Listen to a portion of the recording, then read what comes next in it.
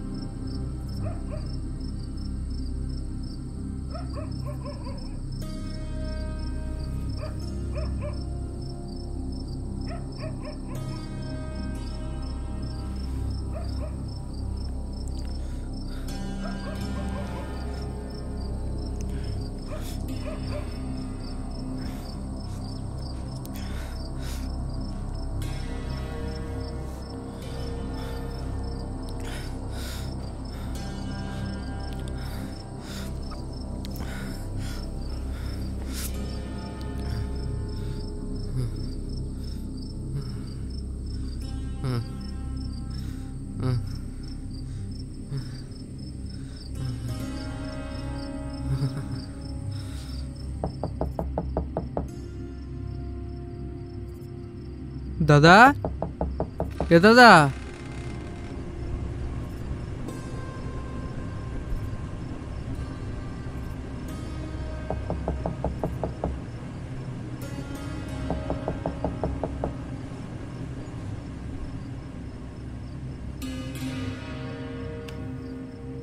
দাদা, এ দাদা, কোথায় তুই? দাদা,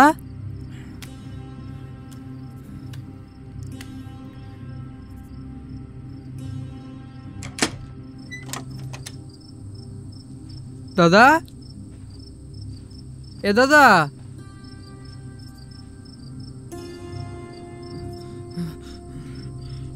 দাদা, কিরে তুই এখানে কি করে এলি? কিরে দাদা, এখানে কি করে এলি তুই? জানি না। চ ঘরে চ, ওঠ।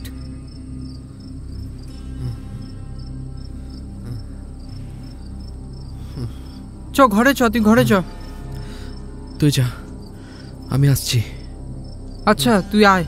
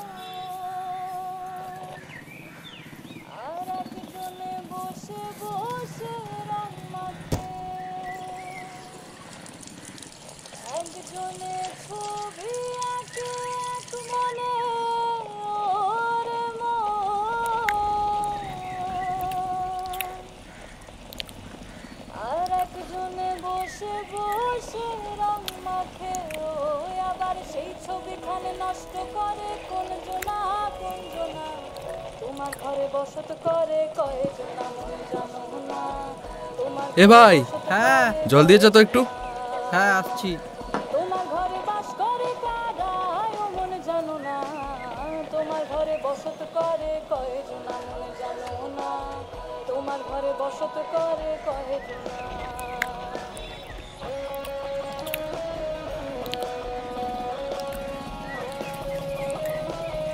এই নিয়ে জল।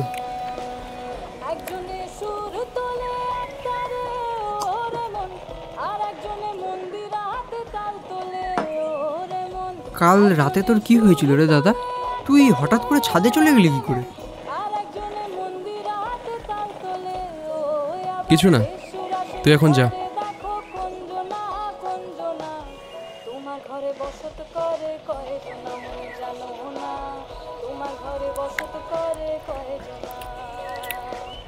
তোমার ঘরে বাস করে কাদায় মন জানো না, তোমার ঘরে বসত করে কয়জনা মন জানো না, তোমার ঘরে বসত করে কয়জনা।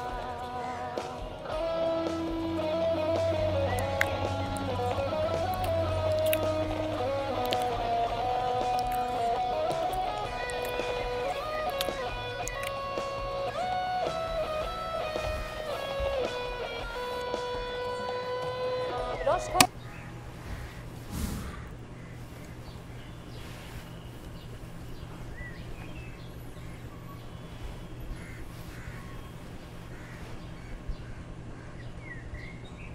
কি রে দাদা, তখন তুই কথাটা তো আর বললি না? তোর খাবার রান্না করে ঢাকা দেওয়া আছে, যা গিয়ে খেয়ে নে।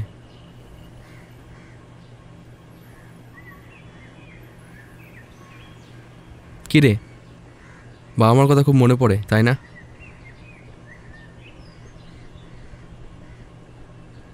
তোমার মনের ভেতর যাই মুখের ভিড়ে মুখোশ হ্যালো হ্যালো, শুনতে পাচ্ছ? হ্যাঁ স্যার বলুন। তাড়াতাড়ি অফিসে এসো, কিছু কথা আছে। কি কথা? অফিসে এসো, তারপর বলছি।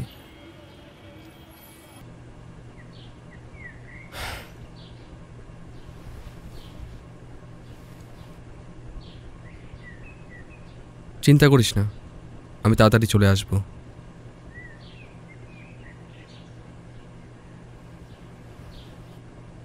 আসলাম।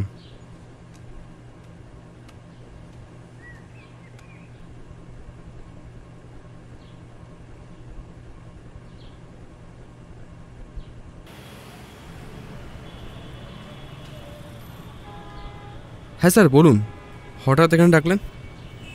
বলছি আমাদের যে নেক্সট ডিলটা, সেটার জন্য বস তোমায় চুজ করেছে। স্যার বলছি মানে হ্যাঁ বলো। স্যার বলছি আমি ডিলটার জন্য প্রস্তুত নই। কেন? স্যার আমি এক অদ্ভুত সমস্যায় পড়েছি। আপনাকে বললে হয়তো আপনি বিশ্বাস করবেন না। রাতে যখন আমি ঘুমাতে যাই তখন আমার স্পষ্ট মনে থাকে আমি ঘরে ঘুমিয়ে আছি। ভোরবেলা যখন চোখ খুলে দেখি আমি ছাদে ঘুমিয়ে আছি। কীভাবে কখন আমি কিচ্ছু বুঝতে পারি না স্যার।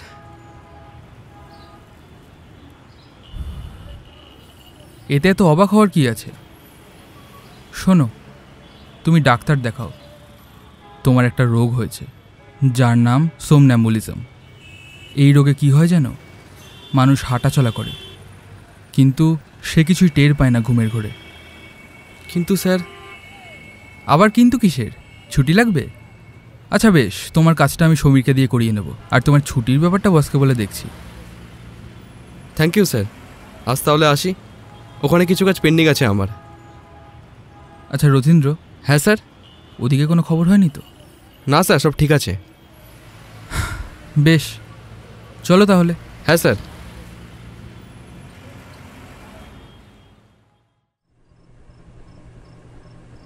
কি রে দাদা, ঘুমাসনি?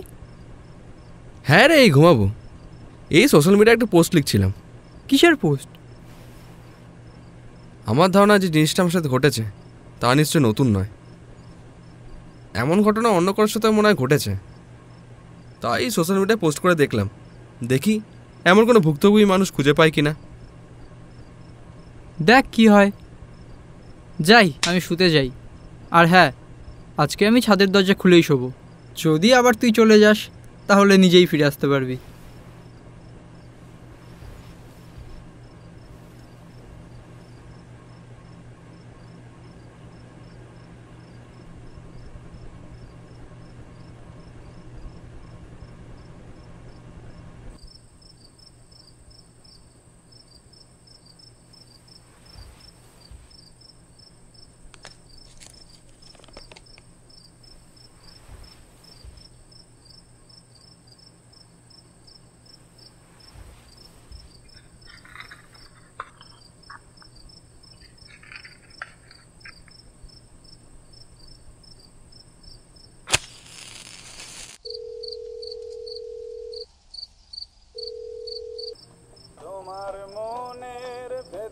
যাই মুখের ভিড়ে মুখোশ পাই ঘাসের ফাঁকে। হ্যালো, নমস্কার, আমি সৌমেন সান্যাল। ওই ফেসবুকে আপনি একটা পোস্ট করেছিলেন, সেখান থেকেই নাম্বারটা পেলাম। হ্যাঁ বলুন। বলছি, আপনি যে ফেসবুকে যে বিষয়টা বর্ণনা করেছেন সেটা আমি পড়েছি। আমার এই বিষয়ে কিছু বলার আছে। হ্যাঁ বলুন। না, ফোনে হবে না, আপনি বরং কাল আমার সাথে একবার দেখা করুন। আপনার কখন সুবিধা হয় বলুন? হ্যাঁ, আমি ওই অফিস থেকে ফিরি বেলা 4টের সময়, তারপর হলেই ভালো হয়। আচ্ছা বেশ, তারপরেই আসুন। আমি আপনাকে অ্যাড্রেসটা টেক্সট করে দিচ্ছি ইনবক্সে। Thank you. My pleasure. তাহলে রাখি। হ্যাঁ।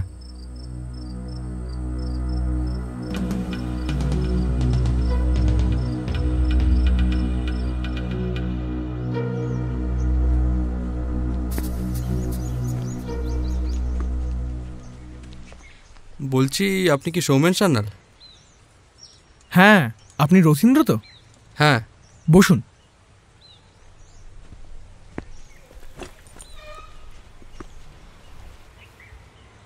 হ্যাঁ বলুন, কি বলবেন বলছিলেন? বলবো, সিগারেট চলে? হ্যাঁ খাই, তবে এখন খাবো না। বেশ। জানেন দাদা, আমিও আপনার মতো ভুক্তভোগী। মানে? আমি একা মানুষ। বছর 2 আগে বিয়ে করেছিলাম, তবে এখন ডিভোর্স হয়ে গেছে। একটা হার্ডওয়্যারের দোকান আছে আমার, তাতেই একজনের সংসার কোনো রকমভাবে চলে যায়। একদিন এরকমই দোকান থেকে ফিরে খাওয়া দাওয়া করে শুয়েছি, বুঝলেন? তখনই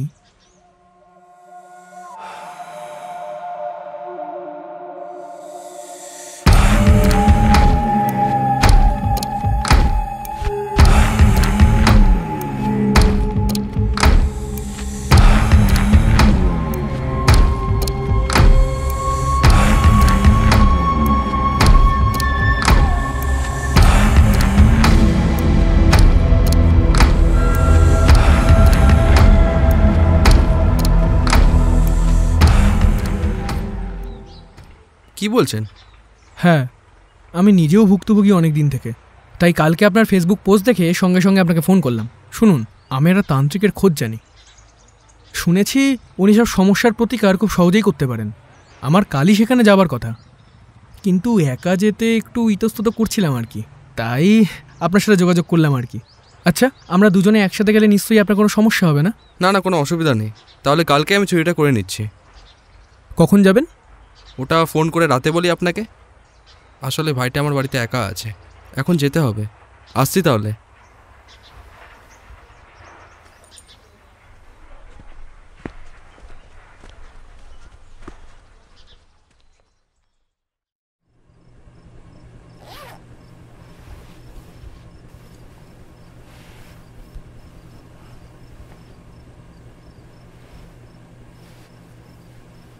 এই নে দাদা চা। কিরে, কি ব্যাপার আজকে হঠাৎ?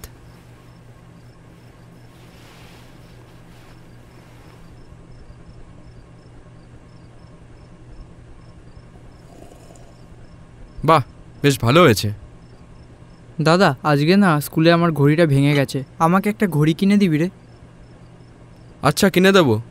চা গিয়ে পড়তে বস, আমি একটু পরে আসছি।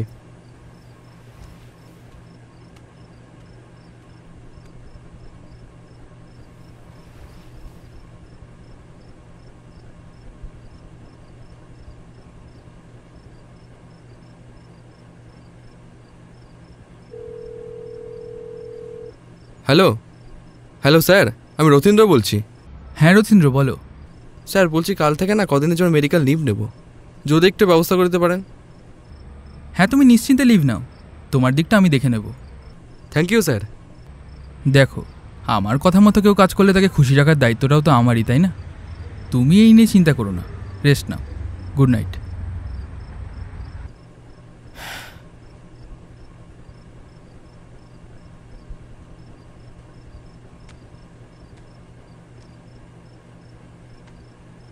সৌমেনবাবুকে একটা ফোন করি।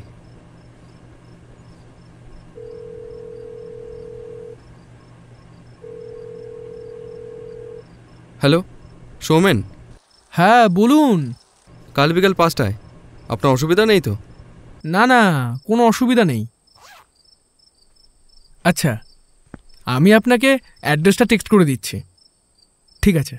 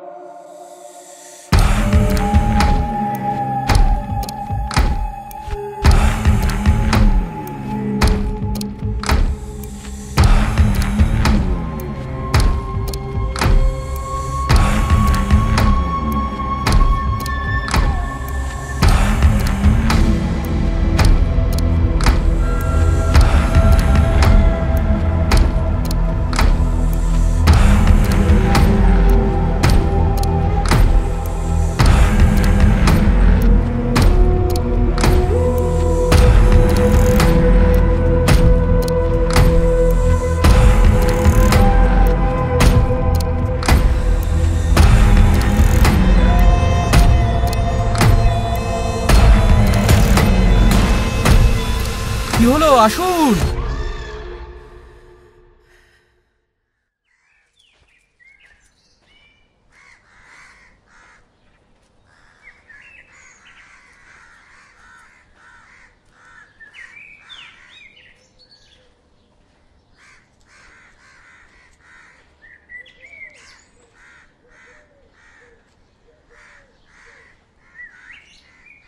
বাবা, বাবা,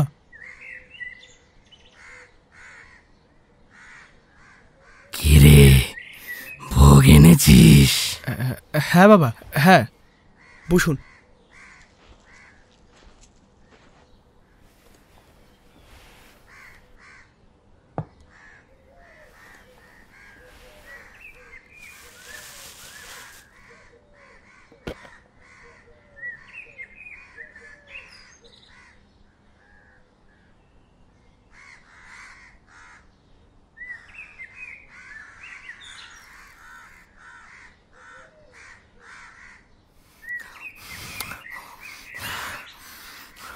বাবা, আমি সৌমেন সান্যাল, উনি রথীন্দ্র চক্রবর্তী। একটা খুব বড় বিপদে পড়ে আপনার কাছে এসেছি। বাবা, আমি রাতে নিজের ঘরেই ঘুমোতে যাই, কিন্তু মাঝরাতে ঘুম থেকে উঠে দেখি আমি ছাদে শুয়ে আছি। আর সব থেকে আশ্চর্যের বিষয়, ছাদের দরজা ভিতর থেকে বন্ধ থাকে। কি করে এমন হচ্ছে বাবা, আমি কিছুই বুঝতে পারছি না। আর ওনার সাথে ঠিক এমনটাই ঘটেছে। কি হচ্ছে, কেন হচ্ছে, দয়া করে এর প্রতিকার করুন বাবা।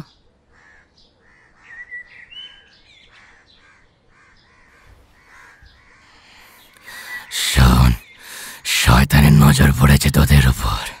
তোদের পাপের গড়া পূর্ণ হয়েছে। তোরা কি পাপ কাজ করেছিস? না না, আমরা কোনো পাপ কাজ করিনি তো, কি বলেন? না না, তেমন কিছু না, আমরা কোনো পাপ কাজ করিনি। তাহলে হয়তো কোনো ভুল হয়ে গেছে। তোরা হয়তো ভুলবশত শয়তানের মাধ্যমে সাথে যোগাযোগ করে ফেলেছিস, কিন্তু এটা খুবই বিরল। যাকে আমার কাছে এর কিছু প্রতিকার আছে, তবে এই কাজগুলো তোদেরকেই করতে হবে। কি করতে হবে বলুন? শোন, এ কাজে সামান্য ভুল হলে তোদের মৃত্যু পর্যন্ত হতে পারে। তাও কি তোরা এই প্রতিকার চাইবি? হ্যাঁ বাবা, এছাড়া আর কোনো উপায় নেই। তাহলে মন দিয়ে শোন। তোরা চতুর্ভূতের নাম শুনেছিস? না বাবা। শোন, তোদের নিজেদেরকে কয়েকটা জিনিস জোগাড় করতে হবে। হাতে মাত্র 4 দিন সময়। সামনের অমাবস্যার মধ্যে তোদের একটা জিনিস জোগাড় করতে হবে। তোরা পারবি তো? হ্যাঁ বাবা, পারবো। তাহলে মন দিয়ে শোন। প্রথম, গলায় ফাঁস লেগে মারা যাওয়া গরুর সেই দড়ি। মানে? এদের গোভূত বলা হয়।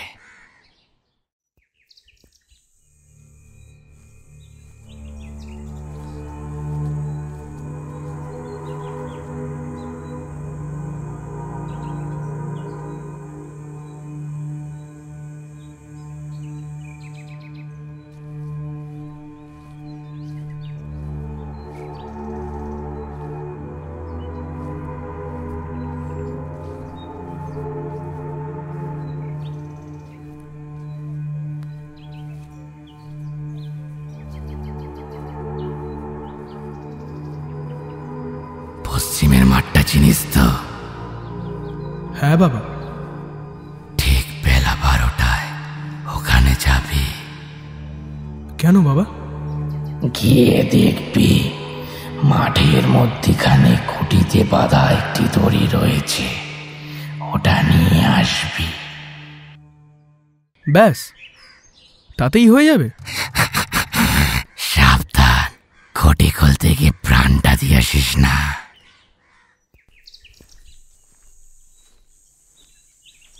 কোথায় কি একটা দড়ি মাত্র পড়ে আছে? আমার মনে হয় বুড়ো এসব কাউকে দিয়ে করিয়েছে। যান, নিয়ে আসুন। যান।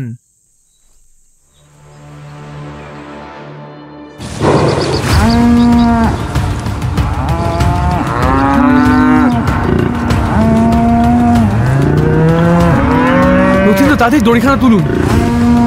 জায়গাটা ভালো না, আমার ভালো লাগছে না। তুলুন তাড়াতাড়ি।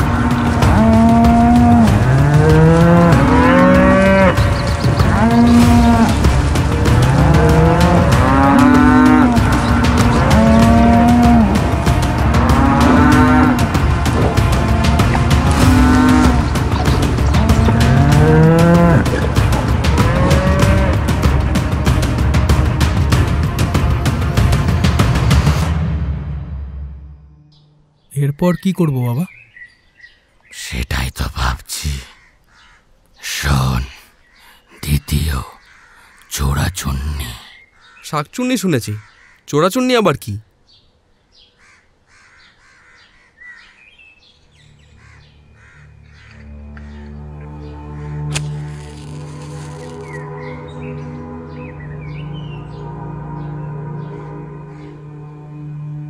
যেসব চোররা চুরি করতে গিয়ে গণধোলায় কিংবা মারা যায় অথবা বিচারে প্রাণ যায়, সেই সব চোরদের ভূতি হচ্ছে চোরাচুন্নি।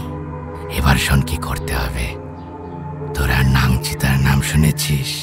হ্যাঁ বাবা, ওই পুরনো ফার্ম যেখানে আছে সেখানে? তোদের কি ওখানকার 228 নম্বর ঘরে যেতে হবে। ওখানে একটা চাবি আছে, ওটা নিয়ে আসতে হবে। তাহলে কি হয়ে যাবে? তবে ওই চাবি পাহারা দিচ্ছে ওই চাবি চুরি করতে গিয়ে মার খেয়ে ভূত হওয়া চোরাচুন্নি। ভালো করে খুঁজবি ঘরে, চাবি যে কোনো জায়গায় থাকতে পারে। এবার বলি, ও কিন্তু চোখে দেখতে পারে না।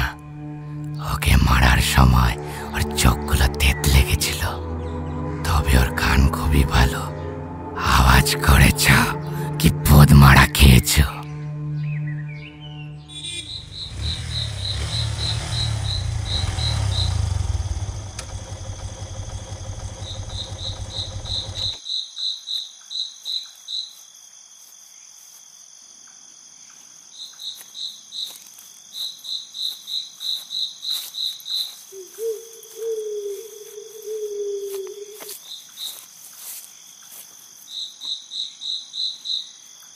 কেমন একটা আঁচটে গন্ধ পাচ্ছে না?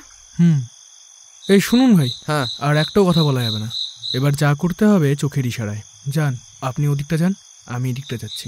যদি কিছু খুঁজে পান আমার কাছে আসবেন, আওয়াজ করবেন না। ঠিক আছে, যান।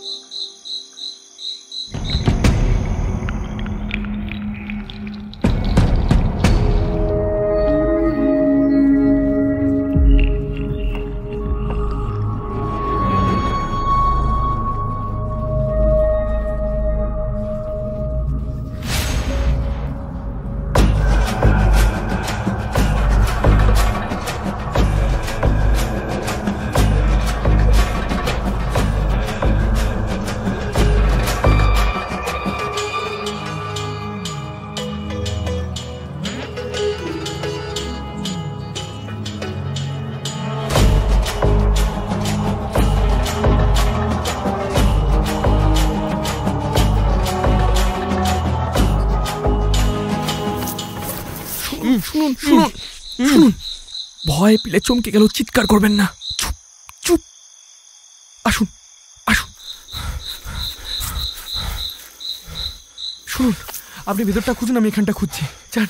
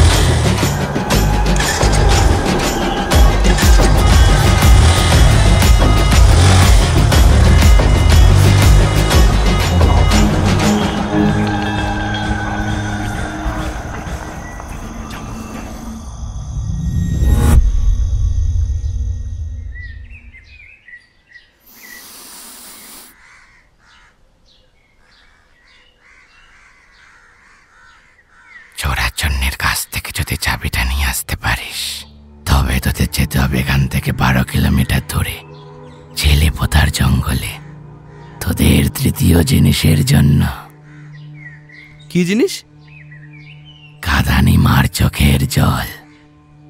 কাদানিমা? হ্যাঁ, কাদানিমা হলো এমন একটা প্রেত যে নিজের আপনজনের মৃত্যুতে শোক পালন করতে করতে ওখানেই মারা গেছে। এরা এক বিশেষ অতৃপ্ত আত্মা, যাদের মুক্তি চিরতরের জন্য ঘুচে গেছে।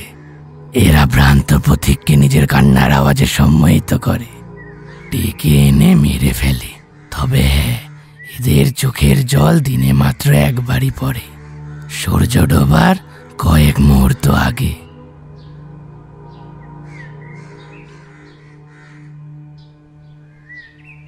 এই নে, এটা মন্ত্রপুত ঘট, এতে কাদানিমার চোখের জল নিয়ে আসবি।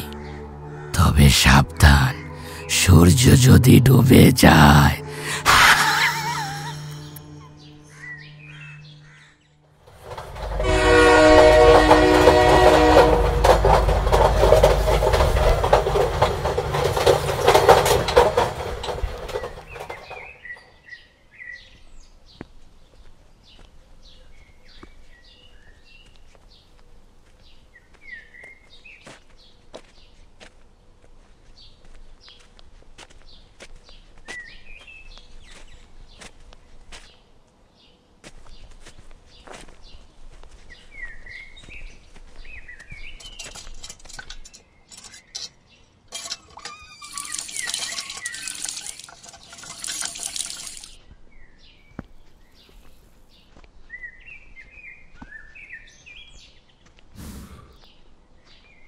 আবারে কত দূর সে জঙ্গল?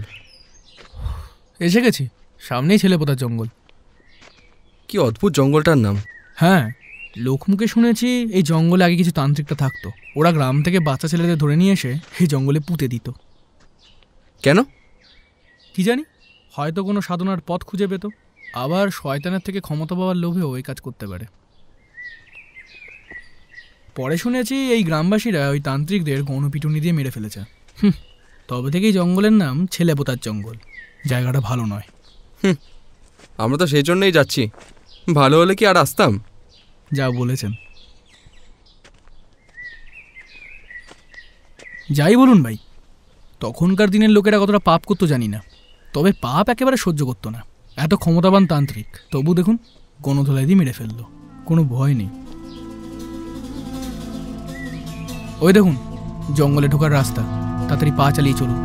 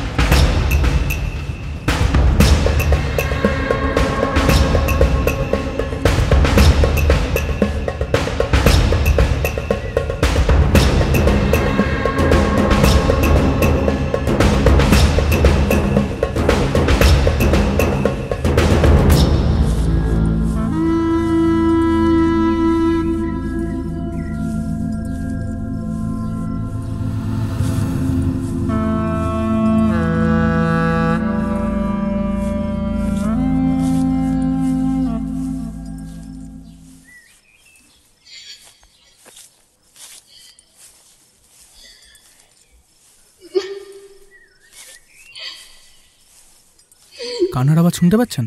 হ্যাঁ, আমিও তো পাচ্ছি।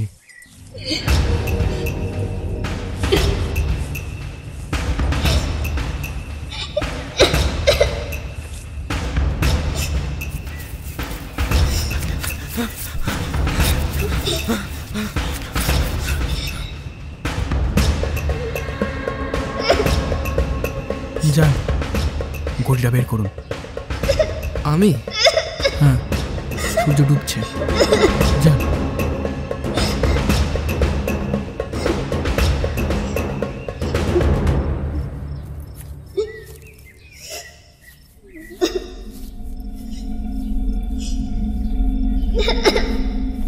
যান।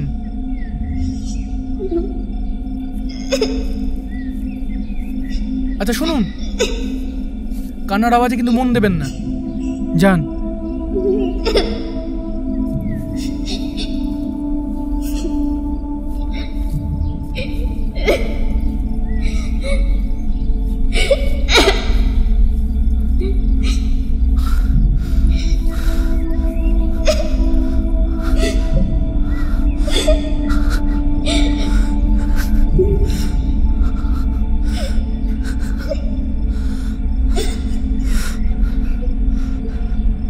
সৌমেন বাবু, চোখের জল পড়ছে। হ্যাঁ, তাড়াতাড়ি করুন। শুনুন, ওর কান্নার আওয়াজ এবার আরো জোরালো হবে। ওই আওয়াজ যত শুনবেন তত সম্মোহিত হবেন। তাড়াতাড়ি করুন।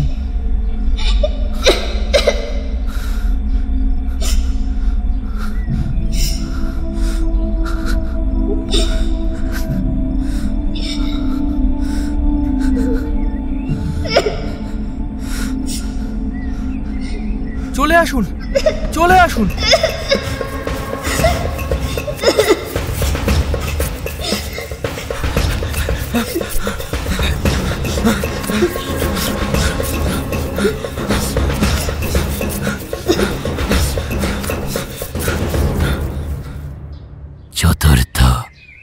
সর্বশেষ। এবার তোদের যেতে হবে জোকাভূতের কাছে। ওর থেকে আমরা কি নিয়ে আসবো? শুধু শুধু তো তোদেরকে কিছু দেবে না, তোদেরকে ওকে কিছু একটা দিতে হবে। কি দেবো আমরা?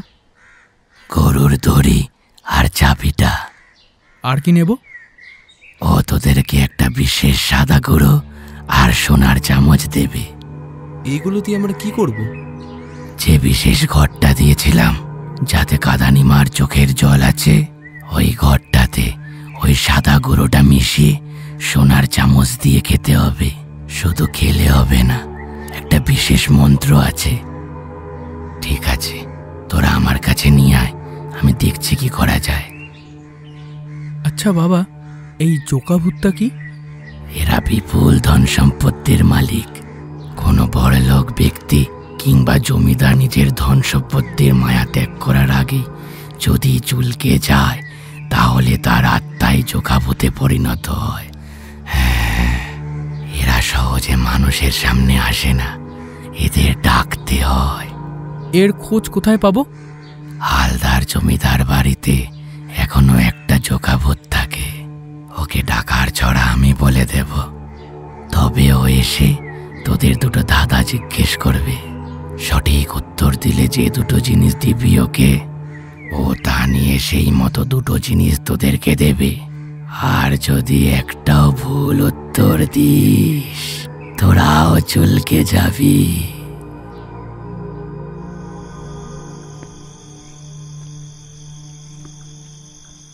অনেক পুরনো বাংলো। কেমন হচ্ছে? প্রায় 200 বছর তো হবেই। চলুন রথীন্দ্র, আপনি ছড়াটা বলুন, যেটা বলে ওই জোকাটা আসবে। তাড়াতাড়ি কাজটা শেষ করুন। কি যেন ছিল? হ্যাঁ, মনে পড়েছে। আয় আয় জোকা ফোলা, শুনেছি তোর খুব নোলা। জিনিসের বদলে জিনিস পাবি, মন ভরে তুই লোভ গিলবি। আয় আয় ঝোলা তুলে, কুটকুটে কালো, তোর সঙ্গে এসেছি ধান্দা করতে ভালো।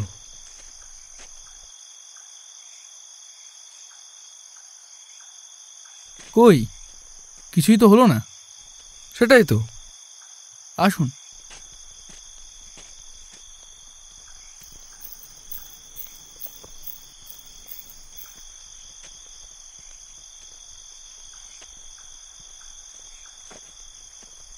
আপনি এদিকটা যান।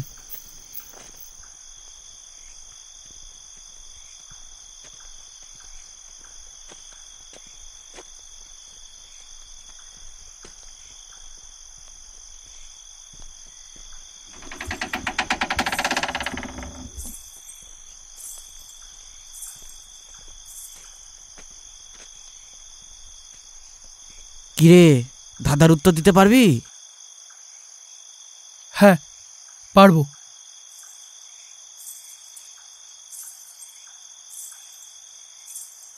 শোন, উত্তর 1 থেকে 30 গোনার মধ্যে দিবি। হ্যাঁ, শোন তাহলে। গরু নয় তবু গরুর নাম, চড়তে যায় না, খায় না ঘাস ধান, গলায় দড়ি তবু টানে না লাঙল। কি সেই জিনিস বলতে একটু খান? ভাই, আপনি কিছু করুন। ধাঁধা শুনলে আমার স্বাভাবিক বুদ্ধিও হারিয়ে যায়। প্লিজ আপনি বলুন, আমি পারবো না।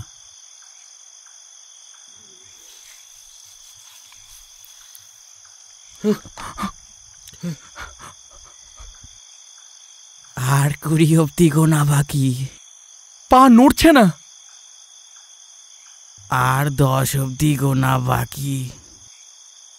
গরু নয় তবু গরুর নাম, চড়তে যায় না, খায় না ঘাস ধান, গলায় দড়ি তবু টানে না লাঙল। কি সেই জিনিস বলতে একটু খান? উত্তর গরুর গাড়ি। সঠিক। আরেকটা ধাঁধার উত্তর চাই। এটা 15 বলার সাথে সাথেই বলতে হবে। মানে 15 কেন? 30 ছিল তো। 15 অবধিই গুনবো, তবে এবার আর বারবার বলবো না, একেবারে শেষ করে তারপরেই বলবো। শোন, না আছে হাত না আছে পা, তবু পাহারা দেয় রাত্রি দিবা।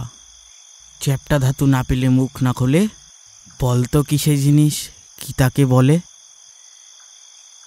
বলছি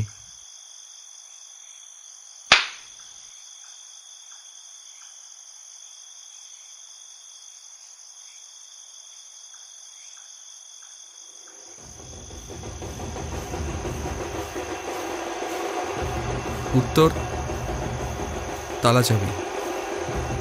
সঠিক। দে তোদের জিনিসগুলো দে। যান।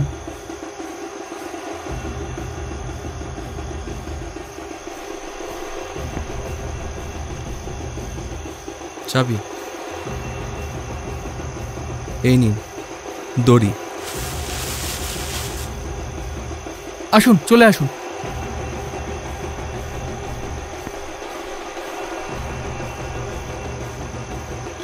প্রতিমা, ওই দিকটা ছাড়ুন, কিছু না।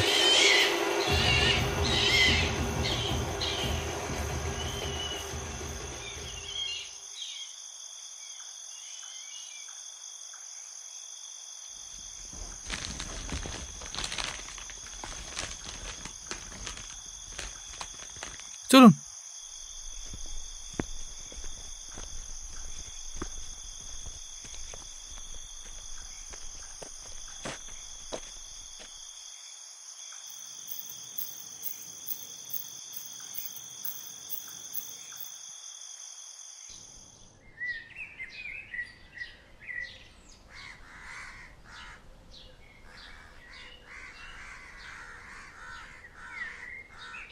বাবা, এরপর কি করব? কি হলো, ঘুমিয়ে আছে নাকি? না, ঘুমোয়নি। এই, তুই আমার জন্য মহাভোগ এনেছিস? আমার খিদে পেয়ে গেছে। হ্যাঁ বাবা, নিশ্চয়ই। বাবা, রক্ত।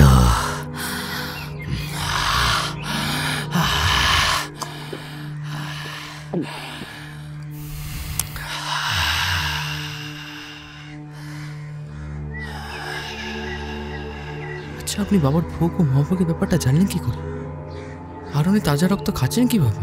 দেখুন, আমি যার থেকে বাবার ব্যাপারে জানতে পেরেছিলাম সেই আমাকে বাবার ভোগ আর মহাভোগের ব্যাপারটা বলেছিল, বুঝলেন? বলেছিল বাবার নাকি মাঝে মাঝে খিদে পায়, তখন তাকে ভোগ দিতে হয়। আর ওই রক্তের ব্যাপারটা? রক্তের ব্যাপারটা সেটা আমি কি করে বলবো? হয়তো এতে উনি নতুন কোনো তন্ত্র সাধনার পথ খুঁজে পান।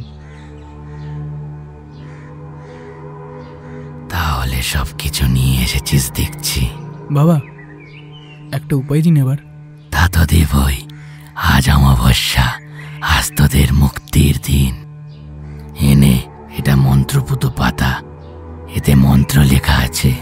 এটা জপ করে ছিঁড়ে ফেলে দিবি। ঠিক আছে বাবা। আর এই সাদা গুঁড়োটা এই চোখের জলে মিশিয়ে চামচ দিয়ে নেড়ে খেয়ে নিবি। ঠিক আছে বাবা?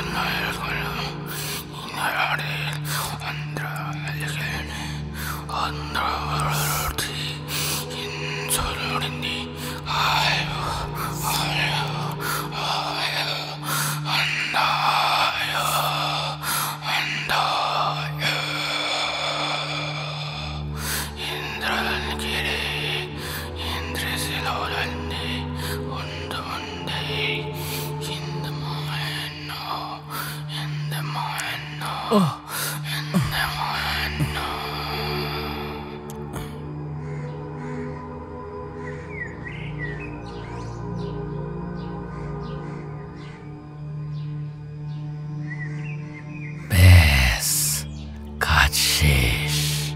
এবার কোনো ভয় নেই তোদের। বলছি বাবা, আপনি কোন দেবতার উপাসক? নিজের। যা, এবার আবার ভোগ দিতে হবে কিন্তু। চলুন, কাজ তো হয়ে গেছে, চলুন উঠুন উঠুন। বাবা আসছি। জয় বাবার জয়, জয় বাবার জয়।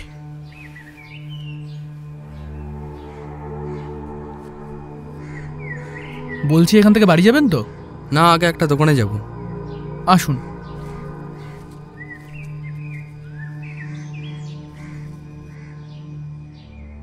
আবার দেখা হবে।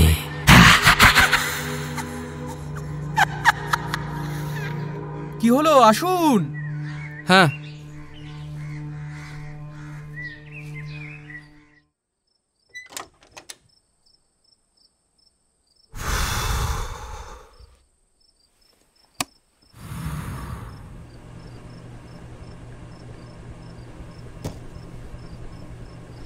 কি মনে হচ্ছে, এতে কাজ করবে? কি জানি, তবে বাবাকে আমার বেশি সুবিধার মনে হচ্ছে না। কেন বলুন তো? বাবার চোখগুলো কেমন যেন, দেখলে মনে হয় বিশ্বাসের থেকে ভয় জন্মায়। আর রিচুয়ালসগুলো আমার ঠিক সুবিধার মনে হচ্ছে না। সেটাই। তবে শুনুন, ব্যাপারটা এতটাও ইজি নয়। এই নে দাদা চা, এই নিন। কি রে, কিছু বলবি? হ্যাঁ, কি? রাতের ওই বিষয়গুলো নিয়ে খুব চিন্তায় পড়েছিস না রে? সারাদিন খুব চিন্তায় থাকিস, আমি লক্ষ্য করেছি। কে বললো তোকে? শুধু পাকা পাকা কথা, তোকে অত চিন্তা করতে হবে না। এ আপনার ভাই? হ্যাঁ, ওর নাম ঈশান। আচ্ছা ঈশান, আমি আছি তো, তুমি অত চিন্তা করো না।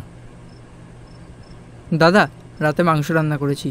তোর শরীর খারাপের কথা শুনে তোর অফিসের কল্লোলবাবু মাংস দিয়ে গেছেন। স্যার যে আসবে আমাকে বললো না তো? কাল অফিসে গিয়ে কথা বলে নেব। আজকে আর ফোন করতে ইচ্ছা করছে না। শোন, আমার রান্না করা কমপ্লিট, আমি সব কিছু গুছিয়ে তোকে ডাকছি। আর আপনিও আজকের দিনটা এখানে থেকেই যান, 10টা বেজে গেছে। 10টা? দেখুন, কথা বলতে বলতে রাত হয়ে গেল। কি সৌমেন বাবু, আজ এখানে থাকবেন তো? শুনলেন তো মাংস হয়েছে। কয়েকদিন আপনার অনেক ধকল গেছে, আজকে নয় খেয়ে দিয়ে এখানেই থেকে যান, কালকে না হয় চলে যাবেন। মন্দ হয় না, বেশ, তবে তাই হবে। একদম ঠিক আছে, আমি তাহলে একটু পরে তোদের ডাকছি। শোন, এদিকে আয়। হাতটা পাত। এই নে তোর ঘড়ি। সময়ের মূল্য দিস ভাই। জীবনে এমন কিছু কাজ করিস না যাতে তোকে পরে আফসোস করতে হয়। যা এবার।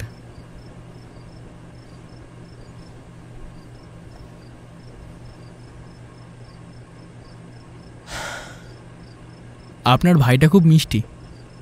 তা ঠিক। আসলে বাবা মা মারা যাওয়ার পর ওর তো আমি ছাড়া আর কেউ নেই, তাই যতটা পারি চেষ্টা করি আর কি। জানেন তো, এই অদ্ভুত ঘটনা হওয়ার পর থেকে ওকে নিয়ে আমি অনেক ভয়তে আছি। যদি আমার কিছু হয়ে যায়, ওর তো আমি ছাড়া আর কেউ নেই। তবে কি জানেন, আমাদেরও সাবধান থাকা উচিত, যাতে আমাদের কোনো কর্মের জন্য আমাদের বাড়ির লোক কোনো দিন যাতে কষ্ট না পায়। হ্যাঁ, তা ঠিক। এই কয়েকদিনে অনেক কিছু বুঝতে শিখেছি, মৃত্যুকে অনেক কাছ থেকে দেখেছি, তাই বাঁচার আশাটা আরও বেড়ে গেছে। কি রে দাদা, এবার খেতে চল তাড়াতাড়ি। চলুন খেয়ে আসি। হ্যাঁ চলুন। আসুন।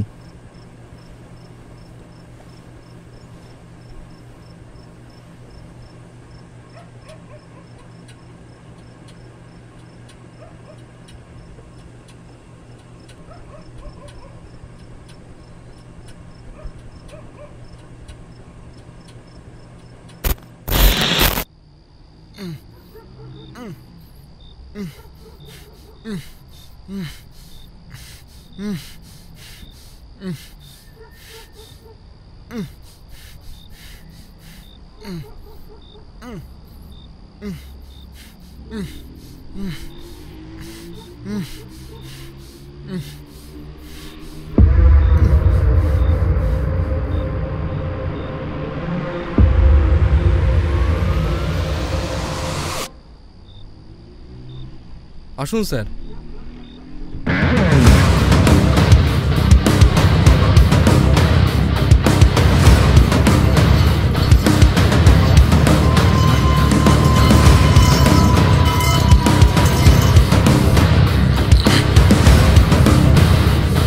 নমস্কার, পাপিস্টের নাম কল্লোল বাগচি। চেনেন নিশ্চয়ই? কি চেনেন তো? কি খুব কষ্ট হচ্ছে না? রথীন্দ্র, খোলো তো।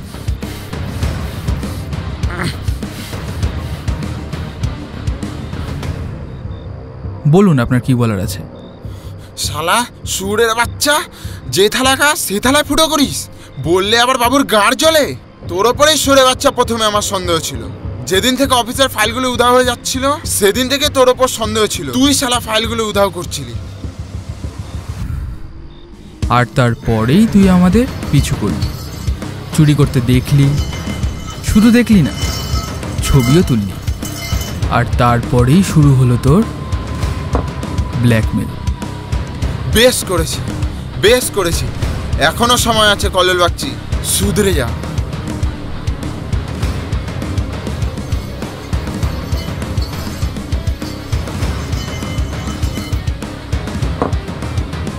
চুপ বাঞ্চোদ, বেশি জ্ঞান চোদাতে আসবি না। চুপচাপ বল পেপারসগুলো কোথায়। বলবো না। বলবি না? তোর বাপ বলবে। আমি বলবো না, যা তোর সাকরেতকে বল খুঁজে বার করতে।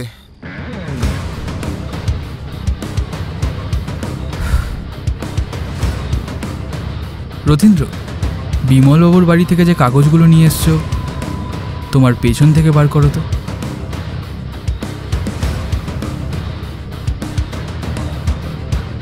তুই এগুলো কোথা দিয়ে পেলি? জানিস বাংলায় একটা কথা আছে, গাঁড়ের দম নিয়ে পেছনে লাগতে হয়, নয়তো তোর মতো গাঁড় মারা খেতে হয়। স্যার, তবে এগুলো নিয়ে আমি চলে যাই। কোথায় নিয়ে যাবে এগুলো? সব জ্বালিয়ে দাও। কি বিমলবাবু, সব জ্বালিয়ে দিই? জ্বালিয়ে দেবো কেন স্যার? এখানে লাখ টাকার প্রফিট আছে। জানি, কিন্তু এটা তো এখন সিক্রেট নেই। আমি চাই না এটা কেউ হাতে পাক। কোনো প্রমাণ রাখবো না, বিমলবাবুকেও না। তুই একটা পাক্কা সুরে বাচ্চা। তুই কি বে, খানকির ছেলে? এ রথীন্দ্র, আগুন জ্বলো না কেন এখনো? হ্যাঁ স্যার, করছি। আর হ্যাঁ, ওইসব পুলিশি ঝামেলা আমি সামলে নেব। তাহলে কি, চল এবার আয়।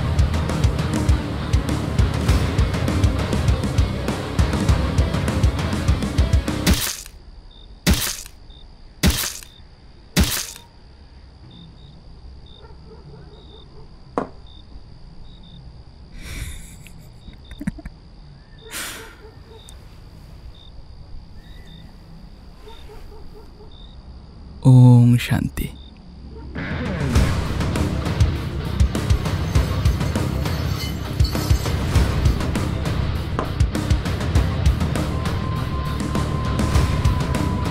তোমার কাজ কমপ্লিট? হ্যাঁ স্যার। আমারটাও। ধন্যবাদ ভাই, তুমি না থাকলে আজ বিমল থাকতো, আমি না। আজ আমি আছি বলে তুমি আছো। এই নাও তোমার অক্সিজেন।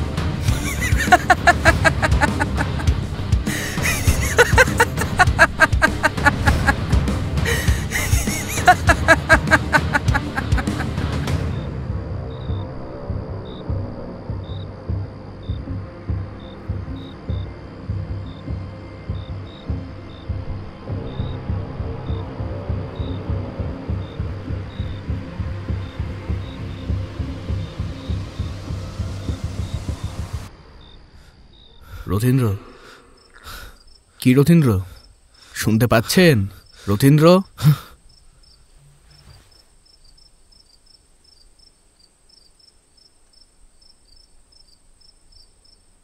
সে কি, এ তো কিছুই কাজ করলো না। সে একইভাবে এসে বললাম, বলেছিলাম না ও শালা ফন্ড। বুঝতে পারছি তোর মনে অনেক প্রশ্ন, একটু অপেক্ষা কর, সব জানতে পারবি।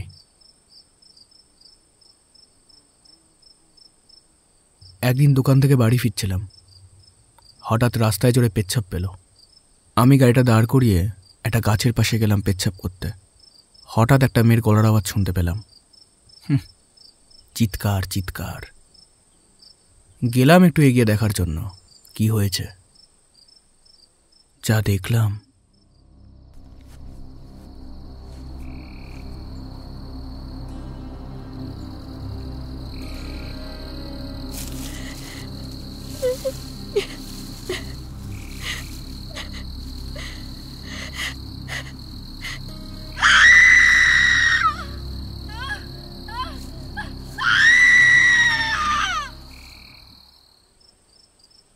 চোখের সামনে একটা রেপ দেখেছিলাম। ভেবেছিলাম মেয়েটাকে তখনই গিয়ে উদ্ধার করব, পারিনি। আমার মাথায় খেয়াল এলো আমার সংসার আছে, আমার পরিবার আছে। যদি শয়তানগুলো আমার পরিবারে কোনো ক্ষতি করে দেয়।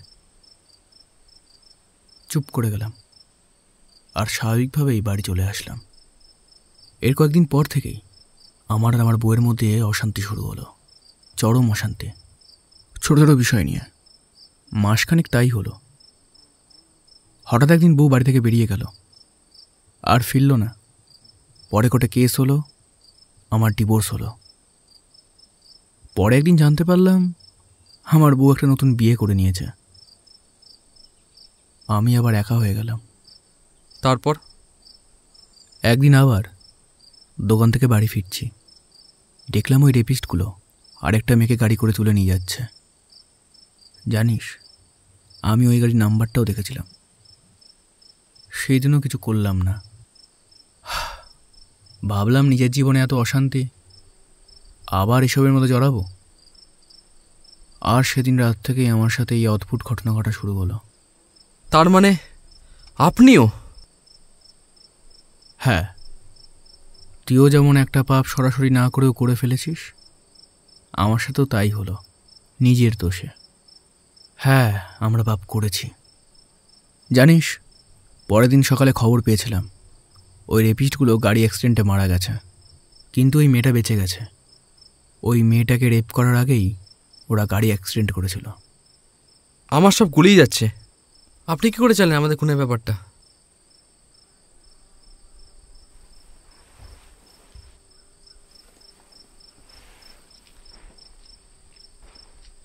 আমি সব জানি।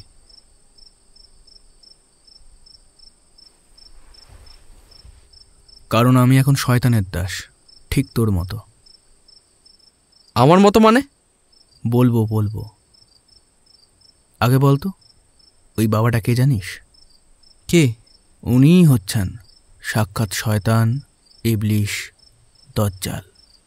ভগবানের হাত যখন কারোর ওপর দিয়ে উঠে যায়, তখন সেই আত্মা স্বর্গ বা নরকে যায় না, তখন সেই আত্মার ওপর শয়তানের হাত পড়ে। এমন অনেক মানুষ আছে যাদের আত্মার ওপর ভগবানের না, শয়তানের হাত আছে। তাহলে আমরা যেসব কাজ করলাম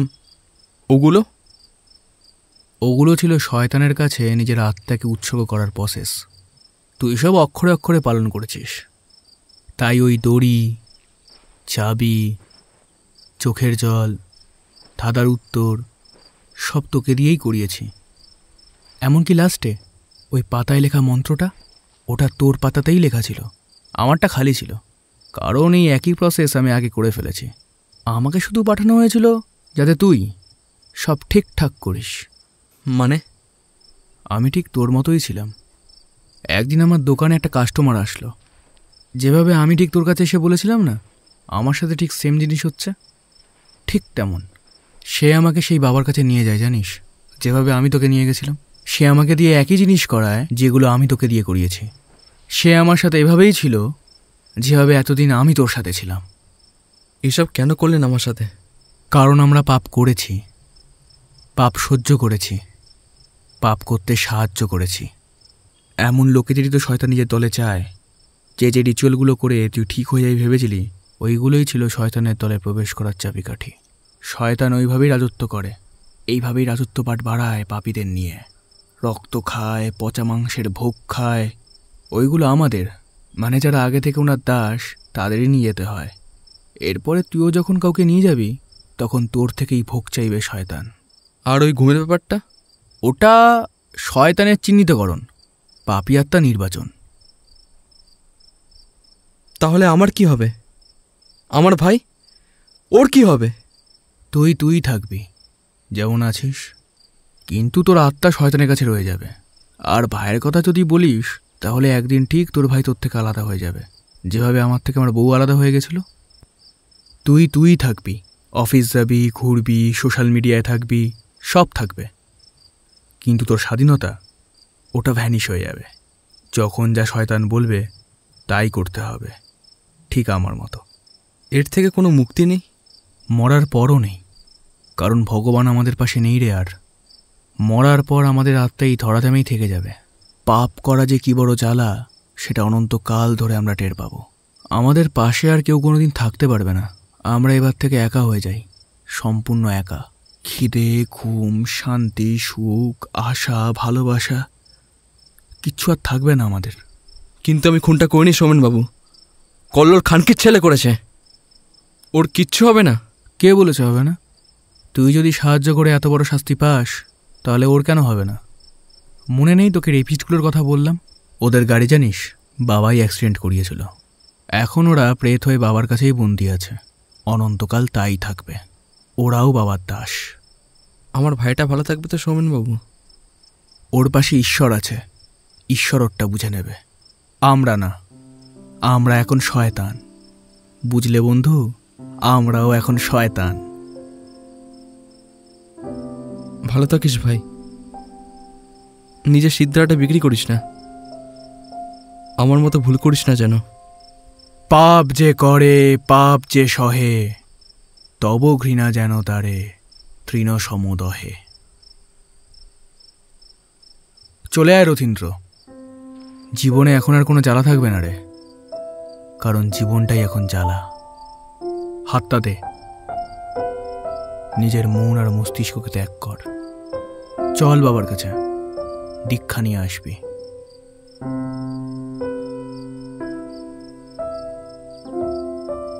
ভ্যানিশ।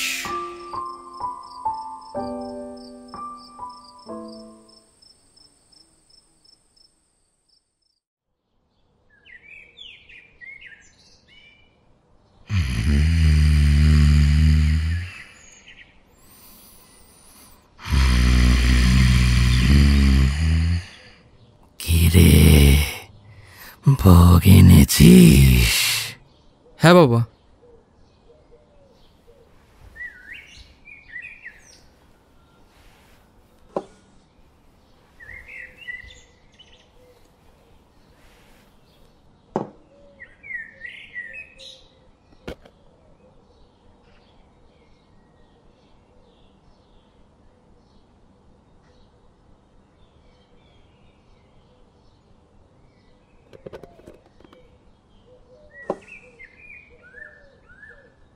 নিন বাবা।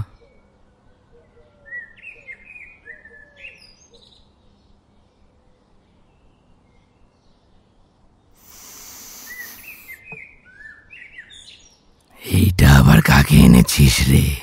বাবা, আমি কল্লোল বাগছি, রথীন্দ্রর ম্যানেজার। বাবা, আমার সাথে একই জিনিস হচ্ছে। ঘুমোতে যাচ্ছি, উল্টোপাল্টা স্বপ্ন দেখছি। দেখে যখন ঘুম থেকে উঠছি তখন দেখছি আমি ফ্ল্যাটের বাইরে গেটের কাছে শুয়ে আছি। বাবা, আমাদের বাঁচান বাবা। তোরা কোনো পাপ কাজ করিসনি তো? না বাবা, আমরা কোনো পাপ কাজ করিনি। তাহলে কোনো ভুল হয়ে গেছে। তোরা কোনোভাবে শয়তানের জগতের সাথে যোগ দিয়ে দিয়েছিস। চিন্তা নেই, আমি আছি তো।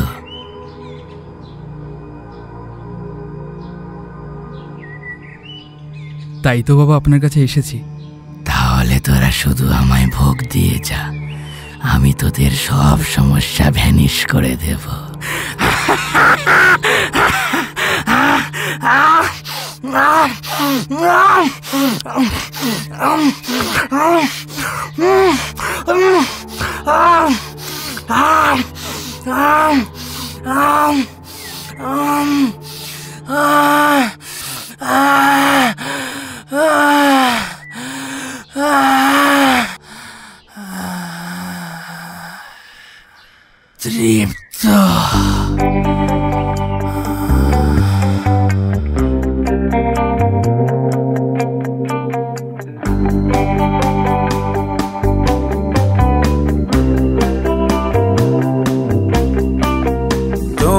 মনের ভেতর যাই, মুখের ভিড়ে মুখোশ পাই, ঘাসের ফাঁকে লুকিয়ে থাকে শিকারি যেন।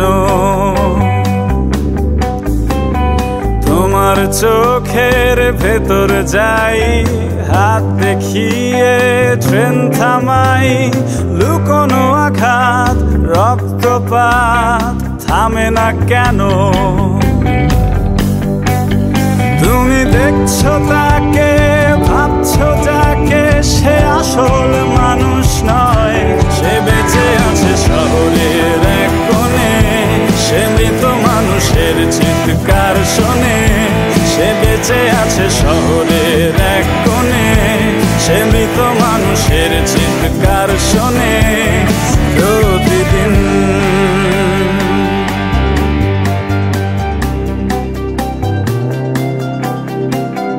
তোমার ঘরের ভেতর যাই, চামড়া পোড়ার গন্ধ পাই, চারিদিকে তার অন্ধকার চেপে ধরে। তোমার বুকের ভেতর যাই, খাঁচায় রাখা লালন সাই, মানব জনম হবে খতম অপার হয়ে। তুমি দেখছো তাকে, ভাবছো যাকে, সে আসল মানুষ নয়। সে বেঁচে আছে শহরের এক কোণে, সে মৃত মানুষের চিৎকার শোনে। সে বেঁচে আছে শহর